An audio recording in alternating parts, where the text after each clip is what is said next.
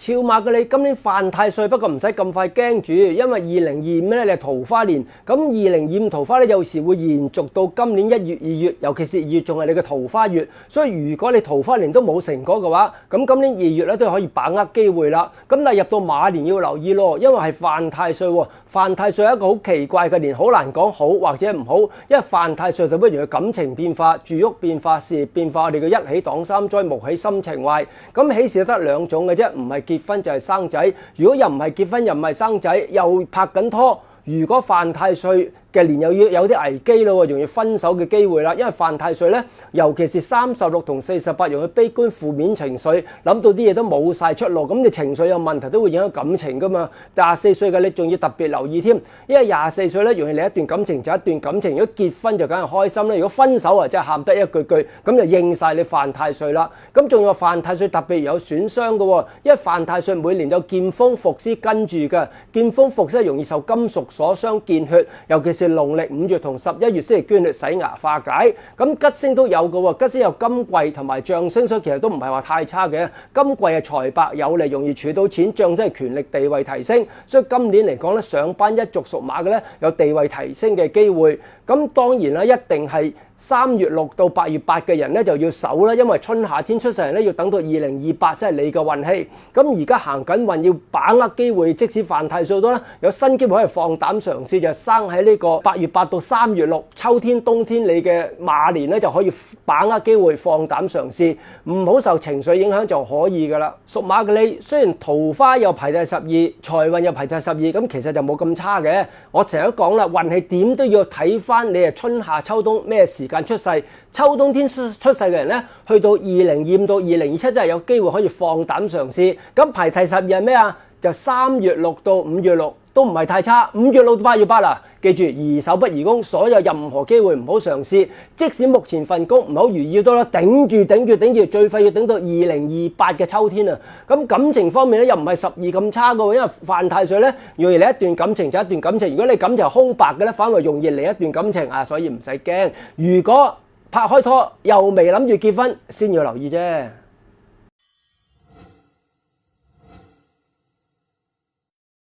屬羊嘅你喺2025啊叫做爻合，咁嚟到今年仲好啲喎，因為羊同馬合，咁你叫太歲相合，衝代表動代表變，合代表人緣好，各樣嘅事情比較穩定。咁即使你係春夏天出世，運氣麻麻地都啦，因為咁你太歲相合都容易貴人輔助。如果你秋天出世咧，仲更加好。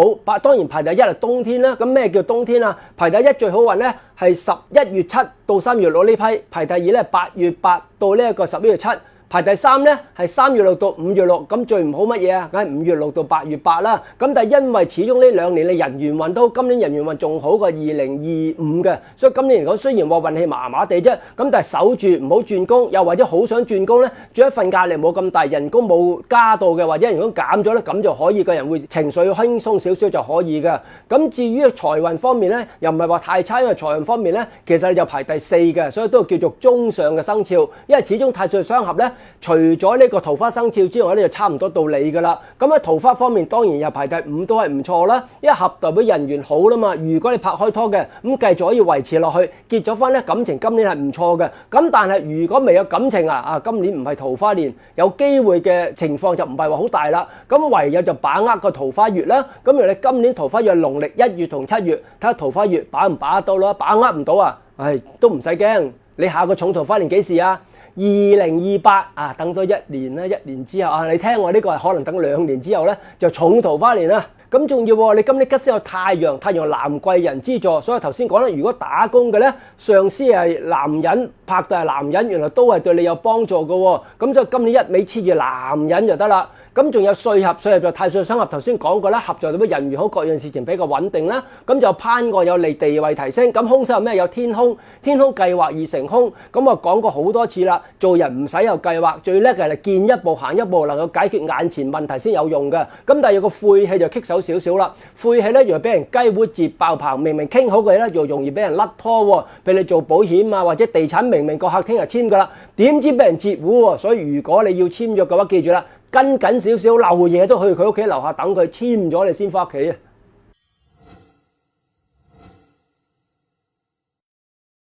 屬猴嘅你真係冇乜嘢講喎，因為排位嘅時候咧，又唔係太好，其實又唔係太差。咁因為桃花同埋呢個財運都排第9，點解排第9呢？唔係你差，係冇人哋咁好咁解啫。咁屬猴咧，咁啊唯一一樣就係驛馬年喎，有驛馬代表又容易有外出啊、公幹啊、周圍走嘅機會比較大。所以如果你屬猴係驛馬年咧，搬屋啊、周圍走啊，或者諗住去個長嘅旅行啊，或者俾老闆派咗去公幹咧，咁今年咧嘅發生情況就機會比較大嘅。咁除咗吉星有驛馬咧，空星有粒孤神喎。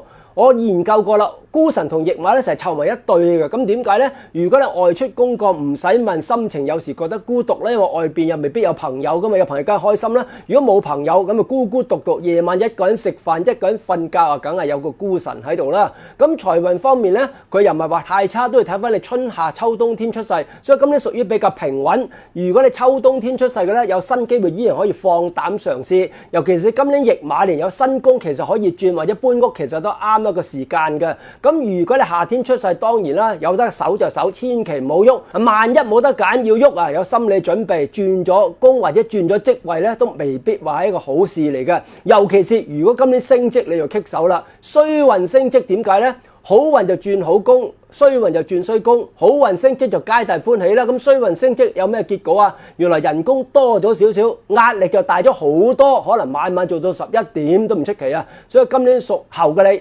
宜守不宜攻。雖然有驛馬年，個人好想喐，咁旅行冇所謂啦，搬屋冇所謂啦。搬屋因為我成日講揾呢個風水好就得啦。咁但係而家風水都唔使揾喎，因為而家2024轉咗9運之後咧，佢又冇旺財旺丁，又冇損財傷丁，得兩種方向嘅啫。因為旺財唔旺丁，又旺丁唔旺財。咁旺財嘅屋咧就利收入唔穩定嘅人，旺丁係利收入穩定或者退休人士，旺丁係利身體，旺財就係利錢，好簡單啦，係咪？咁而家揾屋最要注意乜嘢啊？廚房、廁所唔好對任何門，尤其廚房唔好大門對廚房，唔好廚房對你個房門，呢個實病嘅呢個風水大忌。除咗呢樣要留意啊，冇嘢特別要留意啦。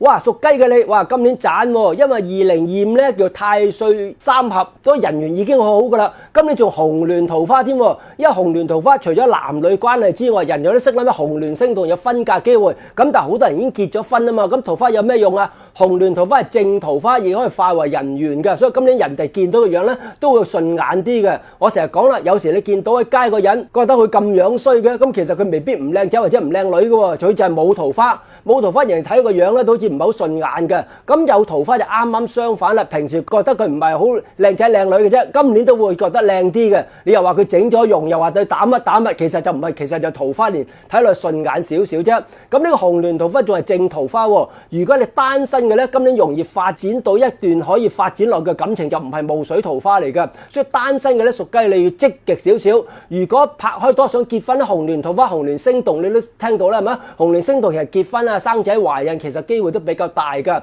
咁紅鸞桃花其實百利而無一害，咁好少話變咗你嘅三角關係唔同咧，咸池霧水桃花，所以紅鸞桃花正面嘅咧比較機會大嘅。咁除咗紅鸞桃花，就有太陰，太陰係女貴人之助，咁上司拍檔下屬女人咧，今年都容易有幫助，所以咁你一於黐住女人。咁除咗呢個太陰紅鸞吉星咧，仲有個空星，空星係陽刃喎。咁陽刃其實又唔係好空嘅啫，陽刃有時忍耐力唔夠，容易發脾氣。咁好彩你又有太陰，又有紅鸞，間唔中發下脾氣，人哋都會原諒你嘅。所以咁啲桃花排第一，咁財運都排第三喎。咁點解紅鸞桃花財運都排第三呢？因為有啲生仔係財運年，咁你唔係財運年，你係桃花年，咁有桃花間接對事業都係有幫助嘅，所以排你第三其實都唔錯噶啦。咁吉星咧就有太陰紅鸞，空星得個陽刃冇所謂喎。咁如果你再生喺呢個8月8之後3月6之前，咁今年又加埋桃花年，有任何機會要放膽嘗試。即使你未入大運多咧，有時流年運都係再進一步嘅。咁如果你知道入咗大運，唔好猶豫啦。可能你猶豫好多年都想轉又唔夠膽轉，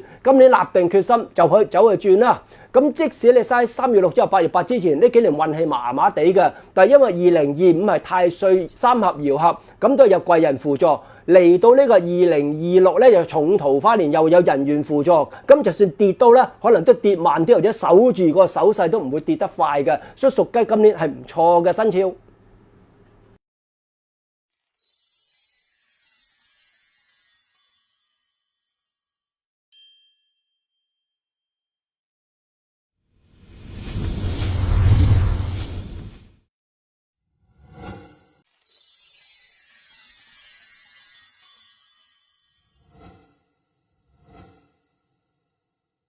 屬狗嘅你今年唔錯喎，雖然話桃花排第6，財運排第5，係只係你冇人哋咁好啫。其實唔係話中游生肖咁差㗎，因為今年馬年你屬狗咧，叫太歲3合，因為人5戌，5同戌係合嘅，咁合代表人緣好，各樣事情都比較穩定嘅，所以屬狗今年比較穩定，無論感情、事業或者住屋都比較穩定，所以今年有大變動機會咧，相對就比較少嘅。咁今年有地解同埋三台2粒吉星，咁地解逢凶化吉，可以壓制凶星嘅力，咁三台咧係有你地位提升。咁點解排你第5、第6咧？因為咁多個生肖之中咧，你係凶星最多嘅一個。咁凶星係一個枝節嚟嘅啫，因為我哋首先都要睇翻春夏秋冬幾時出世。如果你秋冬天出世，即使咁多凶星到咧，佢都係一個小嘅是非，都係向前邁進嘅。咁而家3月6到8月8咧，呢個凶星發生嘅作用就比較大啦。所以記住，好運嘅人咧，吉星力大，凶星力細；唔好運咧，凶星力大，吉星力細。所以記住，好唔好運個吉凶星有唔同嘅演繹辦法㗎。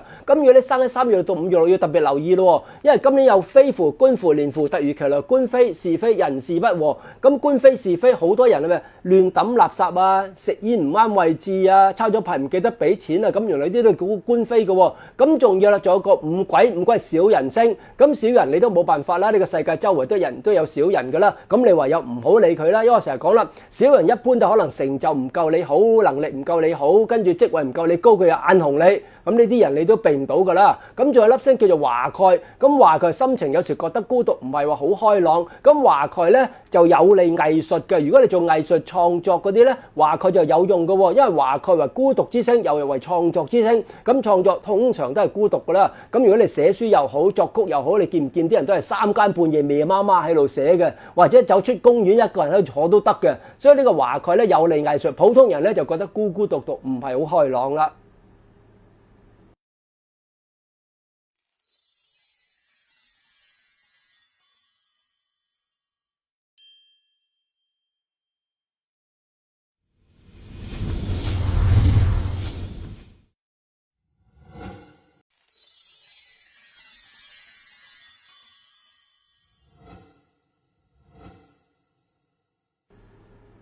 屬豬嘅你，雖然感情、桃花同埋財運都排第8，咁其實又唔係話好差嘅，因為屬豬嚟到馬年咧，我哋叫做太歲暗合，暗合係咩意思啊？有暗中貴人輔助，咁你屬豬比起2025一定好好多啦，係咪？因為2025你係沖太歲，尤其是如果你生3月6到8月8，呢個沖太歲一定唔會好事啦。如果有改變或者轉咗工，一定暫時唔會好順利。咁但係如果相反，你生喺呢8月8到3月6，因為2025轉咗工之後咧，今年有機會再進一步，所以今年嚟講人緣係唔錯嘅。雖然排第8，咁桃花方面咧，今年就冇乜行啦，咁亦都唔使有行啦。因為如果你2025沖到結咗婚或者懷孕，咁今年唔使有新桃花啦。除非你2025沖太歲分咗手，咁就喊得一句句啦。咁分咗手咁點算啦？唯有睇月令桃花啦。咁月令桃花今年3月同埋9月咧都要把握下嘅，因為有時月令桃花把握得到咧，今年咧都比較容易維持落去，因為今年係合嘅年啊嘛，合嘅年咧亦都有機會發展到比較稍為穩定嘅感情。咁當然今年桃花咧就好輕嘅，同人哋今年桃花年就冇得比。不過咧冇希望之中，都睇下啲月份咁解啫。咁你下一個桃花年啊，好似都有排，哇，好似成4、5年後啊。你呢幾年把握桃花月份啦，係咪？咁今年吉星有月德，月德逢凶化吉。咁其實月德天德咧，其實唔係正式逢凶化吉，因為月德天德係報復心比較少，心比較慈悲。咁你報復心少，自然怨恨自然少啦。怨恨少，結怨少，就自然可以逢凶化吉啦。咁凶星有咩啊？有劫煞，因朋友而破財。咁因朋友而破財，如果好老友嘅，你又如果借錢俾佢，就預佢冇得還都得噶啦。咁希望出年有得還啦。唔老友嘅得唔借就唔借啦。總有個死符，死符係小疾病。咁但係因為你屬豬，咁你又唔係沖太歲，又冇乜特別。咁呢個小疾病咧就要留意風水嗰啲每年大病位、細病位，你識化解就得啦，係咪？灰地氈6個5毫子啊，音樂盒啊，掛鈴啊，咁化解咗大病位、細病位得噶啦。咁咧大病位、細病位喺大門就冚家都病，喺廚房冚家都病，喺呢個房就你個房病，記住化解。仲有個小號叫小破財，小破財冇乜所謂，就你平時好想買又唔捨得買嘅，就趁機用一筆錢買咗佢啦，咁又可以應咗個破財，又可以買到心頭好，咁都 OK 嘅，係咪？所以你3粒凶星咧，劫煞可以唔借錢俾人啫，死符小疾病留意今年病位得啦，小號就自己買中意嘅嘢就得啦。